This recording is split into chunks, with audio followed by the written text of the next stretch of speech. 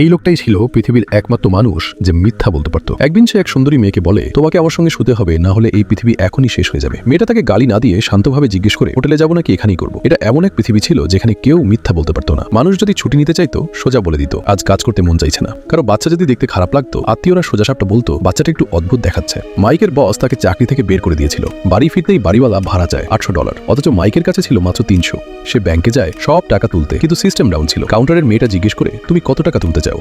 ঠিক তখনই মাইকের মাথায় বিদ্যুৎ খেলে যায়। সে বলে $800। সিস্টেম ঠিক হয়ে যায় আর দেখায় অ্যাকাউন্টে আছে মাত্র 300। কিন্তু ক্যাশিয়ার ভাবে নিশ্চয়ই এই সিস্টেমেই ভুল, কারণ এই দুনিয়ায় কেউ মিথ্যা বলে না। তাই সে মাইককে পুরো $800 দিয়ে দেয়। পরে মাইক তার বন্ধুজনের সঙ্গে গাড়ি চালাচ্ছিল।